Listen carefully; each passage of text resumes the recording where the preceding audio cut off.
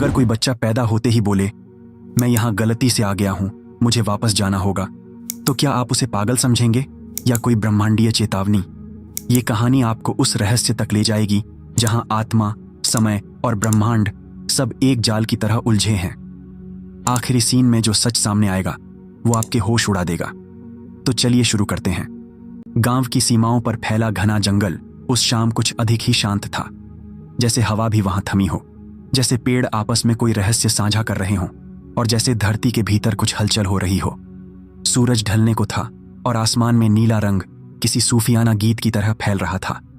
उस सन्नाटे को चीरते हुए एक स्त्री की पीड़ा से भरी चीख जंगल के किनारे बसे छोटे से गांव अंजना में गूंज उठी। गांव के आखिरी छोर पर एक टूटी फूटी झोपड़ी थी, जहां हर कोई जाना पसंद नहीं करता था। उस झोपड़ी में रहती थी एक विधवा स्त्री, रेखा, जिसे गांव वाले बांझ कहकर बुलाते थे। कोई उसके घर पानी पीने नहीं जाता था, कोई उसके सामने से होकर नहीं गुजरता था, और वह खुद भी वर्षों से अकेली थी, बस पेड़ों और आकाश से बातें करते हुए जी रही थी। लेकिन पिछले कुछ महीनों से उसके पेट का आकार बदलने लगा था। गांव वालों ने फिर ताने दिए, ये औरत अब बुढ़ापे में भी ड्रामा कर रही है। लेकिन रेखा चुप रही। आज वो दिन था जब सब बदलने वाला था। रेखा जमीन पर पड़ी थी, उसका चेहरा पसीने से तर था और उसकी सांसें टूट रही थीं। उसकी आंखों में ना कोई उम्मीद थी, ना डर, मानो वो केवल एक माध्यम थी किसी दूसरे लोक की यात्रा के लिए। अचानक जैसे समय ठहर गया हो, एक अजीब सी सिहरन पूरे गांव में दौड़ गई। आसमान में एक पल को बादल ऐसे छटे जैसे कोई अदृश्य द्वार खुल रहा हो, और उसी क्षण रेखा के शरीर से एक विचित्र प्रकाश निकला और बच्चा जन्मा। कोई चीख नहीं, कोई रोना नहीं, बस एक सूखी गूंजती सी आवाज। बच्चा कुछ पल शांत रहा, उसकी आंखें खुली थीं, और फिर उसने कहा, मैं यहां गलती से आ गया हूं, मुझे जाना होगा वहां जहां मैं था। रेखा की आंखें चौड़ी हो गईं, उसके शरीर में अब कोई दर्द नहीं था, केवल अचंभा और थरथराहट थी। बच्चे के होंठ हिले थे, कोई सपना नहीं था, कोई भ्रम नहीं। बच्चा सच में बोल रहा था, और उसकी आवाज मानो सीधे रेखा की आत्मा को छू रही थी। गांव में खबर आग की तरह फैली, रेखा ने एक प्रेत को जन्म दिया है। उसका बच्चा बोल पड़ा, पैदा होते ही, कोई राक्षस है, कोई पिशाच है, उसकी परछाई नहीं है। लोग इकट्ठा होने लगे, लेकिन जब वे झोपड़ी के पास पहुंचे तो अंदर प्रवेश करने की किसी की हिम्मत नहीं हुई। दूर से देखने पर दिखा, एक छोटा नवजात बच्चा रेखा की गोद में चुपचाप लेटा है। न कोई मुस्कान, न कोई रोना, और जो सबसे विचित्र था, उसके शरीर के पीछे कोई परछाई नहीं थी। गांव का सबसे बुजुर्ग व्यक्ति, जो अब शायद बोल भी मुश्किल से पाता था, वह कांपते हुए बुदबुदाया, ऐसा मैंने सिर्फ एक बार सुना था। बचपन में मेरे नाना ने बताया था, ये कोई साधारण आत्मा नहीं होती, ये लोक के बीच की गलती है। बच्चे का चेहरा विचित्र रूप से शांत था, लेकिन उसकी आंखें बूढ़े जैसी गहरी थीं। वह बिना बोले हर किसी को देखता, जैसे उसे सब याद हो, कौन क्या सोच रहा है, किसने उसे देखा और क्यों। उसकी त्वचा पर अजीब सी चमक थी, मानो वह शरीर नहीं, कोई ऊर्जा हो। रेखा उसे छाती से लगाए बैठी थी। उसका चेहरा थका हुआ लेकिन संतोष से भरा था। उसकी आंखों में आंसू थे, लेकिन डर नहीं था। उसे ऐसा लग रहा था जैसे उसने कोई ऋषि जन्मा हो, लेकिन उसे यह भी समझ में आ रहा था कि यह बच्चा दुनिया के नियमों से अलग है। रात हुई, गांव में डर पसरा हुआ था। कुछ लोग घरों में ताले लगाकर सो गए, कुछ मंदिर में पूजा करने चले गए, कुछ ने झोपड़ी के आसपास नींबू मिर्च टांग दिए। उसी रात जब सब सो रहे थे, रेखा की झोपड़ी से धीमी धीमी नीली रोशनी निकल रही थी। बच्चा नींद में नहीं था, वो उठकर बैठा था। उसका शरीर बहुत छोटा, पर उसके माथे पर एक रेखा चमक रही थी, जैसे कोई प्राचीन चिन्ह। वह आकाश की ओर देख रहा था। उसके होंठों से फिर वही आवाजें निकलने लगीं, कोई अनजान अपरिचित भाषा जो किसी और लोक से जुड़ी थी। रेखा नींद में थी, लेकिन उसका शरीर कंपन कर रहा था, जैसे बच्चा अपनी ऊर्जा से पूरे स्थान की गति बदल रहा हो। उसके बोलने से हवा भारी हो गई थी, पेड़ हिल रहे थे और पास के कुत्ते लगातार रो रहे थे। अगली सुबह गांव के कुछ बच्चे बोल नहीं पा रहे थे, कुछ औरतें बेतुकी बातें कर रही थीं।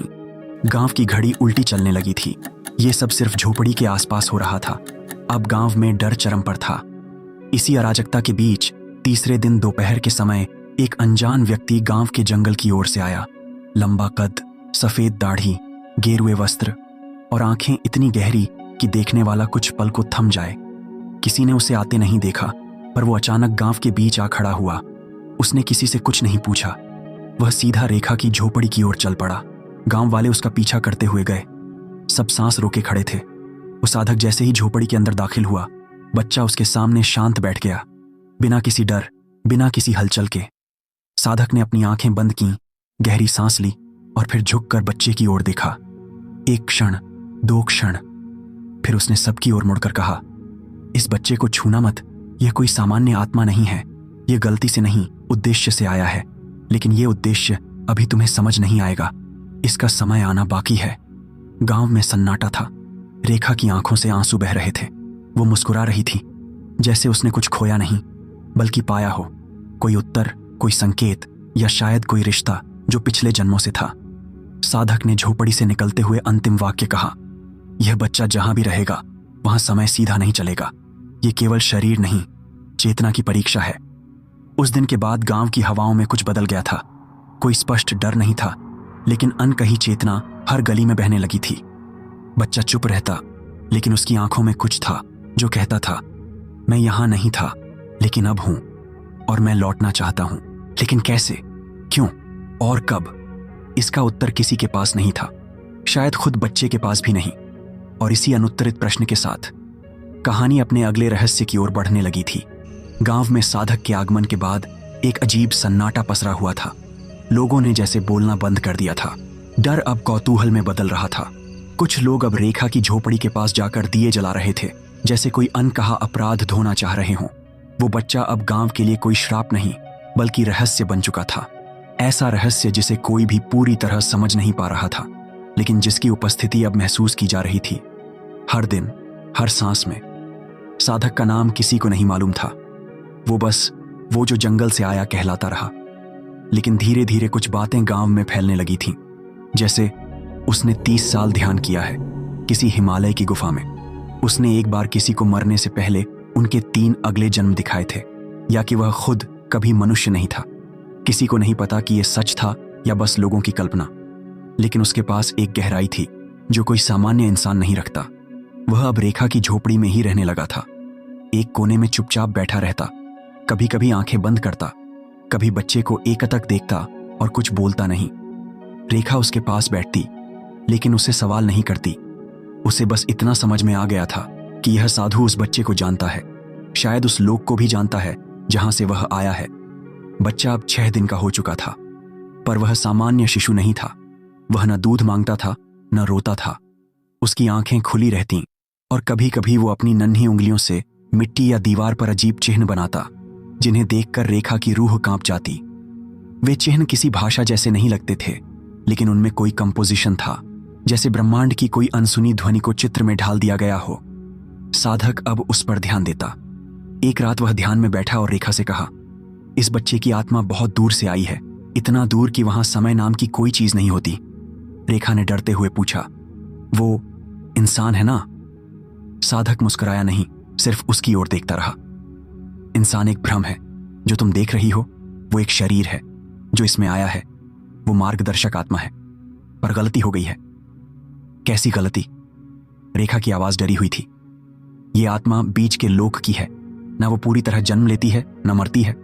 वो लोक केवल उन चेतनाओं का है जिन्हें ब्रह्मांड ने स्थायी निर्देश के लिए बनाया है, जैसे सॉफ्टवेयर जो बाकी आत्माओं को मार्ग दिखाते हैं। पर इस आत्मा को शायद किसी ने खींच लिया, या इसने खुद को भेज दिया गलती से। रेखा के हाथ कांप गए। उसकी ममता और डर अब आपस में लड़ने लगे थे। उसी रात गांव में और भी अजीब घटनाएं हुई। कई लोगों ने एक जैसे सपने देखे, अपने पूर्वजों को। कोई अपनी मृत दादी से बात कर रहा था, कोई अपने पिता से जो बचपन में मर गया था। सबने सुबह उठकर वही बात कही। उन्होंने मुझे कहा कि वो बच्चा कोई और है और कि उसे वहां लौटना चाहिए। एक बुजुर्ग ने रोते हुए बताया, मैंने अपने नाना को देखा। उन्होंने कहा कि ऐसा बच्चा पिछले 1000 साल में पहली बार धरती पर आया है। गांव के लोग अब डर नहीं रहे थे। वे चुप हो गए थे। सबकी आंखों में एक सवाल था, वो कौन है? बच्चा अब हर दिन मिट्टी पर कुछ चित्र बनाता, और हर बार कुछ अलग प्रतीक बनते। गोल चक्रों से जुड़े त्रिकोण, बीच में उल्टे वृत्त या चमकते हुए बिंदु। साधक ने उन चित्रों को देखा और उसकी आंखें नम हो गईं। ये सब वही चिन्ह हैं जो ब्रह्मांडीय द्वारों के लिए बनाए जाते हैं, उसने कहा। रेखा कुछ समझ नहीं पाई। ब्रह्मांड में कुछ स्थान ऐसे हैं जहां चेतनाएं आ जा सकती हैं, लेकिन वो द्वार हर 1000 वर्षों में एक बार खुलते हैं, और वो भी सिर्फ उन्हीं के लिए जो किसी उद्देश्य से आए हों। इस बच्चे को वापसी का द्वार ढूंढना होगा, नहीं तो वह यहीं अटक जाएगा। वो मर जाएगा? रेखा ने कांपते हुए पूछा। नहीं, साधक बोला, मरना उसके लिए संभव नहीं है, लेकिन अगर उसे नहीं लौटाया गया तो वो पृथ्वी की ऊर्जा को उलझा देगा। हर आत्मा जो इस संसार में आती है वह एक संतुलन में होती है, पर यह आत्मा उस संतुलन से परे है। यह किसी और का कोड है जो यहां फिट नहीं होता। रेखा चुप हो गई। अब बच्चे की उपस्थिति से एक और परिवर्तन हो रहा था। समय यहां तेजी से चलने लगा था। झोपड़ी के पास लगे पेड़ कुछ ही दिनों में झड़ने लगे। दीवारों पर घड़ी उलटी चलने लगी। रातें लंबी और दिन छोटे हो गए थे। साधक ने अंततः निर्णय लिया। हमें काल पर्वत जाना होगा, उसने एक रात रेखा से कहा। वहीं एक द्वार है, अदृश्य, जो केवल ऊर्जा से देखा जा सकता है। मैं वहां गया हूं, केवल एक बार, 30 साल पहले। वह द्वार अब फिर खुलेगा। अगर हम बच्चे को वहां नहीं ले गए तो वो चेतना यहीं बंद हो जाएगी। रेखा की आंखों में आंसू आ गए। मुझे वो सब नहीं चाहिए, मैं बस चाहती हूं कि वो रहे, मेरे पास रहे। साधक ने सिर झुकाया। मां बनना सबसे बड़ा त्याग है, और कभी कभी त्याग का अर्थ होता है जाने देना। वो रात भारी थी, हवा में बिजली सी थी। बच्चा उस दिन चुपचाप नहीं था, वो लगातार बड़बड़ा रहा था, लेकिन अब वो भाषा नहीं, संगीत जैसा लग रहा था, जैसे वो किसी अनदेखे द्वार से बात कर रहा हो। अगले दिन साधक ने गांव वालों से कुछ नहीं कहा। वो सिर्फ अपने कंबल, एक लकड़ी की माला और एक पुराना पांडुलिपि जैसी वस्तु लेकर निकला। रेखा ने बच्चे को एक सफेद कपड़े में लपेटा। उसने रोते हुए कहा, अगर ये आखिरी बार है तो वो मुस्कुराए, बस एक बार। बच्चे ने उसकी आंखों में देखा, और पहली बार उसके चेहरे पर एक क्षणिक हल्की सी मुस्कान उभरी, जो अगले ही पल लुप्त हो गई। साधक और रेखा उस बच्चे को लेकर गांव से निकल पड़े। गांव वाले दूर से देखते रहे। कोई रोकना नहीं चाहता था, कोई समझ नहीं पा रहा था। वो एक नई यात्रा थी, उस बच्चे को वहां पहुंचाने की जहां से वह आया था। वो यात्रा नहीं, एक कर्म था, एक गूढ़ चेतना की वापसी, या फिर पृथ्वी की आत्मा का परिवर्तन। और उस सब का द्वार था काल पर्वत। जिस सुबह साधक और रेखा बच्चे को लेकर गांव से निकले, हवा में एक नई गंध थी, कुछ गीली मिट्टी जैसी, कुछ धूप में तपे हुए लोहे जैसी, और कुछ ऐसी जिसे न परखा जा सकता था, न कहा जा सकता था। गांव के लोग अब चुप थे, मानो उन्हें खुद भी नहीं पता कि वो विदाई दे रहे हैं या किसी आत्मा की वापसी देख रहे हैं। साधक के पीछे 2 और लोग थे, बुजुर्ग गोपाल, जो कभी तपस्वी रह चुके थे, और एक 20 वर्षीय युवक अर्जुन, जिसे सपनों में लगातार बच्चे की पुकार सुनाई दे रही थी। वो नहीं जानता था कि क्यों, लेकिन उसकी आत्मा कहती थी उसे इस यात्रा का हिस्सा बनना ही होगा। चारों, साधक, रेखा, अर्जुन और गोपाल, और उनके बीच लिपटा हुआ बच्चा, निकल पड़े। पहली बाधा था वो जंगल, जो गांव की सीमाओं से परे था, घना, गीला और हर समय धुंध से घिरा हुआ। कहते हैं उस जंगल में जानवर नहीं रहते, केवल छायाएं रहती हैं, वे जो प्रकाश के बाहर जन्मी हैं। जैसे ही वे जंगल में दाखिल हुए, हवा का स्वर बदल गया। पेड़ कुछ ज्यादा ही शांत हो गए। बच्चा, जो अब तक शांत था, अचानक एक शब्द बुदबुदाया, नीर छाया। साधक रुक गया। तुमने सुना? उसने अर्जुन से पूछा। हाँ, लेकिन इसका मतलब? गोपाल कांपते हुए बोले। नीर छाया वो प्राणी हैं जो प्रकाश को निगलते हैं, ये चेतनाओं की यात्रा में रुकावट डालते हैं। अर्जुन आगे बढ़ा ही था कि एक काली आकृति, मानो धुएं से बनी हो, सामने प्रकट हो गई। कोई आकार नहीं, केवल गति, जैसे कोई छाया किसी और की। बच्चा उसे देखता रहा, और उसकी आंखों से एक सीधी रेखा सी चमक निकली, नीली, शुद्ध, कंपन वाली। छाया जैसे कांप गई और फिर गायब हो गई। साधक ने पहली बार गहराई से देखा, ये बच्चा अब केवल बालक नहीं, चेतना को पहचानने लगा है। जंगल पार करते करते 3 दिन लगे। हर रात कुछ अजीब होता। कभी सभी की घड़ियां उल्टी चलने लगती, कभी किसी को 20 साल पुराना सपना याद आता, और कभी एक ही शब्द सभी के कानों में गूंजता, वापसी। रेगिस्तान की शुरुआत दूसरी यात्रा थी। धूप तीखी थी, रेत तप रही थी, लेकिन सबसे आश्चर्य की बात यह थी, बच्चा कभी थकता नहीं था, कभी रोता नहीं था, बल्कि एक बार तो वो हवा में हाथ उठाकर खड़ा हो गया, और रेगिस्तान में एक गोलाकार छाया उभर आई, जैसे कोई अदृश्य छत्र बन गया हो, और सब उस तपती धूप में भी ठंडक महसूस करने लगे। रेखा ने पहली बार बच्चे को देखकर कहा, ये मेरी कोख से निकला जरूर है, लेकिन ये मेरा नहीं है, ये किसी और लोक का कोई वादा है। जो गलती से इस धरती पर उगा है। साधक ने रेखा की पीठ पर हाथ रखा और कहा, हर मां केवल जन्म नहीं देती, कुछ माएं द्वार बनती हैं। तुम वो द्वार बनी हो जो एक चेतना को गलत मार्ग से सही जगह पहुंचा रही है। रेगिस्तान पार करते ही उन्होंने एक सुनसान पत्थरों से भरी घाटी में प्रवेश किया। यहां चट्टानों पर कुछ अजीब निशान थे, घुमावदार रेखाएं, उल्टे त्रिकोण और एक चिन्ह जो बिल्कुल वैसा था जैसा बच्चा मिट्टी में बना चुका था। अर्जुन ने सहसा कहा, हम सही रास्ते पर हैं। ये बच्चा जहां से आया है वहां के चिन्ह ये हैं। और बच्चा मुस्कुराया।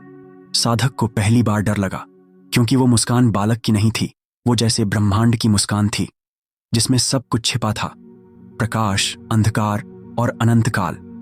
वे जब हिमालय की सीमा पर पहुंचे तब तक बच्चा बोलना शुरू कर चुका था, लेकिन अब भी उसकी भाषा पृथ्वी की नहीं थी। वह शब्दों के बजाय कंपन में बोलता था, जिससे चट्टानें हिलती थीं, पानी ऊपर उठता था और कभी कभी हवा स्थिर हो जाती थी। गोपाल ने एक बार कहा, यह अब बच्चा नहीं रहा, ये ऊर्जा है जो वापस अपनी दिशा की ओर लौट रही है।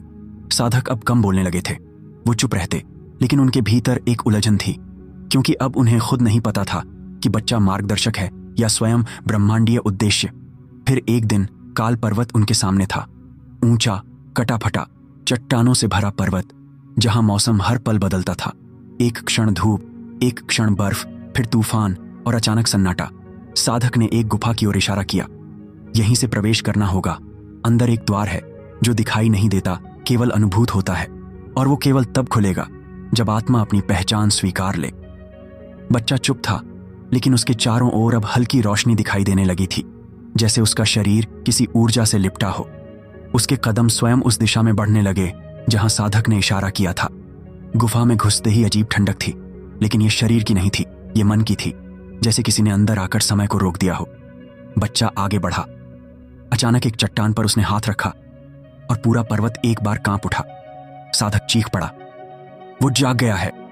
और उसी क्षण चट्टान टूटी, फटी नहीं, बल्कि जैसे दो हिस्सों में विभक्त हो गई हो, और उसके बीच से निकली एक लहर, नीली, कंपन भरी और असीम प्रकाश से भरी हुई।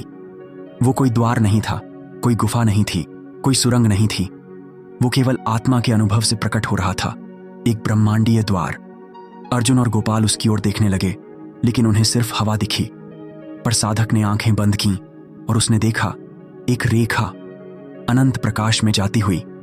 बच्चा उस ओर देख रहा था, उसकी आंखें अब चमक रही थीं, जैसे अब उसे याद आ गया हो कि वह कौन है और कहां से आया है। रेखा पीछे खड़ी थी, उसका चेहरा शांत था, लेकिन उसकी आंखों में जल रही थी वो अग्नि जो किसी मां की होती है, जो जानती है कि उसका बेटा अब उसके पास नहीं रहेगा, लेकिन उसे जाना है। बच्चा धीरे धीरे उस द्वार की ओर बढ़ा और उसी क्षण हवा थम गई। साधक ने अपना हाथ उठाया और कहा, अब समय तुम्हारा नहीं, अब चेतना मार्ग चुनेगी, हम केवल साक्षी हैं। प्रकाश तेज होता गया और दृश्य शून्य में विलीन होने लगा। काल पर्वत की गुफा के भीतर वह प्रकाश अब और तीव्र हो चुका था। हवा में कंपन था, समय जैसे सिकुड़ गया हो और धड़कनें धीमी हो चली थीं। साधक, रेखा, गोपाल और अर्जुन चारों बस खड़े थे, लेकिन कुछ था जो उन्हें थामे हुए था, जैसे कोई अदृश्य डोरी उनके मन को बांध चुकी थी। बच्चा उस द्वार की ओर देख रहा था, जो किसी चट्टान पर बना कोई साधारण द्वार नहीं था, बल्कि प्रकाश का बहता हुआ अनुभव था। एक स्पंदित रेखा जो आंखों से नहीं, आत्मा से दिखती थी। लेकिन जैसे ही वह एक कदम आगे बढ़ा, कुछ थम गया, जैसे द्वार ने उसकी उपस्थिति को पहचाना, और समय के उस पार एक अनोखी स्क्रीन खुल गई। वो कोई भौतिक स्क्रीन नहीं थी, वह ब्रह्मांड की स्मृति थी, जहां हर आत्मा का लेखा जोखा था। और अब वही स्मृतियां उस बच्चे के चारों ओर तैरने लगीं। पहली स्मृति, एक नगर, प्राचीन और समृद्ध, शायद किसी प्राचीन सभ्यता का। बच्चा वहां एक योद्धा था और उसने क्रोध में एक निर्दोष को मार डाला था। दूसरी स्मृति, एक महिला जो प्रेम के कारण आत्महत्या कर बैठी थी और उस प्रेम को तोड़ने वाला वही था। तीसरी स्मृति, एक साधु के रूप में तपस्या कर रहा आत्मा, लेकिन अंतिम क्षणों में अहंकार जागा और सिद्धियां दिखाने की इच्छा में वह मार्ग से भटक गया। हर जन्म उसकी आंखों के सामने बह रहा था और वो देखता रहा। उसकी आंखों से आंसू निकलने लगे, वे आंसू जो शरीर के नहीं, आत्मा के होते हैं। वो अब एक बच्चा नहीं रह गया था, वो अब वो सब कुछ था जो उसने सहा, जिया और बोया था। साधक ने उसके कंधे पर हाथ रखा। डर मत, ये सब स्मृतियां हैं, पर तू उनमें बंद नहीं है। तू अब वो नहीं रहा, लेकिन यह सत्य है कि तू उनमें से होकर आया है। बच्चे ने पहली बार साधक की ओर देखा, जैसे कोई बुजुर्ग देखता है। उसकी आंखें अब मासूम नहीं थीं, उनमें थकान थी, अपराध था और कहीं गहरे क्षमा की प्यास थी। और तभी ब्रह्मांड से एक कंपन उभरी, एक आवाज जो भाषा से परे थी लेकिन हर आत्मा उसे समझ सकती थी, गूंजी, क्या तुम तैयार हो फिर से सहन करने के लिए, यदि तुम्हें वापस न भेजा जाए? बच्चे का चेहरा स्तब्ध हो गया। क्या क्या मतलब है इसका? रेखा ने फुसफुसाते हुए पूछा। साधक की आंखें भारी हो गईं। उन्होंने कहा, यह द्वार केवल उन्हीं को स्वीकार करता है जो पूर्ण समर्पण के साथ आते हैं, और पूर्ण समर्पण का अर्थ है अपने मार्ग का निर्णय ब्रह्मांड को सौंप देना। शायद ये उसकी परीक्षा नहीं, हम सभी की परीक्षा है। बच्चे की आंखें बंद थीं, पर उसकी आत्मा में तूफान उठ चुका था। वह जानता था यह वही द्वार है जहां से वह आया था, लेकिन अब यह द्वार तभी खुलेगा जब वह बिना अपेक्षा के आगे बढ़ेगा। अगर उसे लौटाया गया तो वह सब कुछ भूल जाएगा और शायद पृथ्वी पर वही चक्र दोबारा दोहराया जाएगा। अगर वापस न भेजा जाए, क्या मैं फिर सह सकूंगा? उसकी आंखों से आंसुओं की एक रेखा बह चली और तभी एक विचित्र बात हुई। बच्चे की परछाई उसके शरीर से अलग होकर जमीन पर स्पष्ट दिखने लगी। पहले वह परछाई बच्चे के साथ थी, लेकिन अब वो धीरे धीरे विपरीत दिशा में बढ़ने लगी। गोपाल कांप उठे। ये क्या है? साधक ने गहरी सांस ली। परछाई आत्मा की स्मृति होती है। यदि वो विपरीत दिशा में जा रही है तो इसका मतलब है बच्चे का कोई भाग अब भी इस पृथ्वी से बंधा है। रेखा ने घुटनों के बल बैठकर प्रार्थना की, भगवान इसे पूरा कर दो। ये सिर्फ मेरा बच्चा नहीं है, ये पृथ्वी की आशा है। अर्जुन एक तक देखता रहा। क्या ये परछाई हमें छोड़कर जा रही है? बच्चे ने अब अपनी आंखें खोल दी और उसने धीमे स्वर में कहा, मैं तैयार हूं। साधक कुछ कहने ही वाले थे कि ब्रह्मांड की वह रेखा, वह द्वार धीरे धीरे चमकने लगी। प्रकाश अब तरल हो गया था, जैसे किसी गहरे जल के नीचे से कोई मंत्र उभर रहा हो। बच्चे ने एक कदम आगे बढ़ाया, परछाई रुक गई। दूसरा कदम, परछाई लौटने लगी। तीसरा कदम, बच्चा अब द्वार के ठीक सामने था और उस क्षण समय थम गया। हर आत्मा का कंपन एक हो गया, जैसे पृथ्वी, आकाश और ब्रह्मांड ने एक साथ श्वास ली। बच्चा सामने खड़ा था, लेकिन वह केवल शरीर नहीं था। वह अब कई जन्मों की थकान, कई जन्मों का अपराध और कई जन्मों की प्रार्थना बन चुका था। ब्रह्मांड ने एक बार फिर पूछा, क्या तुम अपनी इच्छा को मिटाकर केवल हमारा निर्णय स्वीकार करोगे? बच्चे ने कहा, हाँ। और तब वो प्रकाश द्वार एक लहर बनकर फूट पड़ा, पर वह बच्चे को अंदर नहीं ले गया। वो लहर सबकी ओर फैली। रेखा, अर्जुन, गोपाल, साधक सभी उस कंपन में समा गए और एक नई चेतना जिसने उस क्षण सभी को छू लिया प्रकट हुई। एक प्रकाश जिसमें कोई आकृति नहीं थी, लेकिन सभी को एक ही भाव आया, तुम सबने परीक्षा दी है, अब पृथ्वी को निर्णय मिलेगा। बच्चे ने अब मुड़कर देखा। उसकी परछाई अब पीछे नहीं थी, न आगे, वह उसमें समा चुकी थी। साधक की आंखों से आंसू बह निकले, लेकिन यह दुख के नहीं, पूर्णता के आंसू थे। द्वार अब स्थिर था, लेकिन यह स्पष्ट नहीं था बच्चा प्रवेश करेगा या लौटेगा। और तभी एक कंपन उभरा। समय थम गया था। गूंजती हुई रेखा अब शून्य में बदल चुकी थी। वह द्वार जो प्रकाश की धाराओं से बना था, अब शांत था, जैसे ब्रह्मांड ने एक गहरा श्वास लिया हो और अब सब कुछ मौन में लीन हो गया हो। हवा रुक गई थी, प्रकाश स्थिर हो गया था और शरीर वो धराशायी था। बच्चा जो अभी अभी आत्मा से आत्मा तक की यात्रा पर था, अब जमीन पर लेटा था। उसकी आंखें बंद थीं, हृदय निस्तब्ध था, लेकिन उसका चेहरा अब भी प्रकाशमय था, एक दिव्य मुस्कान जिसमें किसी और लोक की शांति थी। रेखा दौड़ पड़ी अपने पुत्र के पास। वह रोई नहीं, उसने बस उसे छुआ और महसूस किया कि शरीर वहां है, लेकिन आत्मा वो कहीं और पहुंच चुकी है। गोपाल घुटनों के बल बैठ गया। क्या ये मर गया? साधक खामोश थे। उन्होंने आंखें बंद की। हवा में कुछ ऐसा था जो कहना चाहता था, लेकिन शब्दों की भाषा उसमें नहीं थी, जैसे कोई संदेश चेतना में खुद को उकेर रहा हो। फिर कुछ हुआ। साधक के चारों ओर नीली और सुनहरी रोशनी की धाराएं उभरने लगीं। वह रोशनी कोई बाहरी प्रकाश नहीं थी, वो साधक की आत्मा का प्रतिबिंब थी। उसमें कोई आकृति नहीं थी, कोई भाषा नहीं थी, पर सब कुछ स्पष्ट था। एक कंपन उनके चारों ओर फैल गया और फिर वह आवाज आई, वह जो शरीर से नहीं, ब्रह्म चेतना से सुनाई देती है। यह आत्मा गलती से नहीं आई थी, इसे भेजा गया था ताकि मानवता को याद दिलाया जा सके कि वे केवल शरीर नहीं, ब्रह्म चेतना है। साधक की आंखें झरनों की तरह बह चलीं। तो यह केवल एक बालक नहीं था।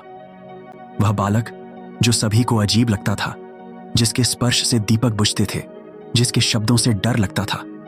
वह एक दूत था, एक संदेशवाहक जिसे इस धरती पर भेजा गया था ताकि वह लोगों को उनकी खोई हुई आत्मस्मृति दिला सके।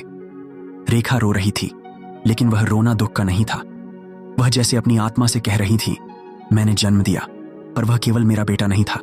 वह तो शायद मेरी ही आत्मा का एक भाग था जिसे मुझे सिखाने भेजा गया था। अर्जुन ने कहा, साधक जी, अब क्या होगा? साधक मुस्कुराए, पहली बार। अब जो होना था वो हो चुका है। मेरा कार्य पूर्ण हुआ। यह कहकर उन्होंने दोनों हथेलियां जोड़ी। उनके चारों ओर कंपन तीव्र हो गया। उनके शरीर से प्रकाश की रेखाएं निकलने लगीं, जैसे किसी ज्वालामुखी से ऊर्जा फूट रही हो। रेखा और गोपाल हतप्रभ थे। आप कहां जा रहे हैं? साधक ने कहा, मैं नहीं जा रहा, मैं समाहित हो रहा हूं। जिस चेतना से मैं जुड़ा था वह अब पूर्ण हुई। अब वो तुम्हारे भीतर उगेगी। धीरे धीरे उनका शरीर प्रकाश में बदलने लगा, जैसे कोई दीपक लौ बनकर आसमान की ओर उठता है। आखिरी शब्द थे। वो केवल बच्चा नहीं था, वो चेतावनी था, ताकि हम अपनी चेतना को फिर से पहचानें। और साधक विलीन हो गए। गांव में उस दिन सूर्य देर तक नहीं उगा। एक सघन नीली रेखा आकाश में बनी रही। लोग डर से नहीं, श्रद्धा से मौन हो गए थे। जिनके मन में भय था, अब उनकी आंखों में शांति थी। जिस जगह पर बालक गिरा था वहां एक अदृश्य चक्र बन गया था, और जो कोई भी उस क्षेत्र में प्रवेश करता उसकी आंखें नम हो जातीं। लेकिन उसे कारण पता नहीं होता। हफ्तों बीते। रेखा अब रोज वहां जाकर ध्यान करने लगी थी। वह जान चुकी थी कि शरीर का जीवन सीमित होता है, लेकिन चेतना अमर है। वह जान चुकी थी कि जो कुछ भी घटा वो एक बहुत बड़ी योजना का हिस्सा था। और एक दिन गांव के मंदिर की दीवार पर एक रेखा उभर आई। वह दीवार जो सदियों से खाली थी, उस पर अब कोई शब्द उभरते जा रहे थे। वो गलती नहीं था, वो चेतावनी थी। गांव वाले चकित थे। किसी ने लिखा नहीं था, फिर भी वह शिलालेख जैसे स्वयं उभरा हो। फिर धीरे धीरे लोगों ने देखा कि गांव में कुछ बदलने लगा है। जहां पहले बीमारियां फैलती थीं, वहां अब जलाशय शुद्ध हो रहे थे। जहां डर था, वहां प्रेम की कहानियां पनप रही थीं। लोग अब अपनी आत्मा की बात करने लगे थे, न कि केवल शरीर की। और सबसे रहस्यमय बात यह थी, कई लोगों ने बताया कि उन्हें रात में कोई सपना आता है जिसमें वही बच्चा आता है, बिना कुछ कहे, सिर्फ देखकर मुस्कुराता है, और वे जागते ही कुछ समझ जाते हैं। कई वृद्धों ने मंदिर में जाकर स्वीकार किया कि उन्होंने अपने जीवन में गलतियां की हैं। कई युवाओं ने कसम खाई कि वे अपने जीवन को केवल नौकरी, पैसा या रिश्तों तक सीमित नहीं करेंगे, बल्कि अपनी आत्मा की दिशा में भी बढ़ेंगे। और बच्चे, वे अब उस स्थान पर खेलते हैं जहां वो बालक पड़ा था, और अक्सर कहते हैं, यहां कोई हमें देख रहा है पर डराता नहीं। उसकी परछाई अब हर जगह है। कोई उसे देख नहीं सकता, पर कोई अकेला भी नहीं है।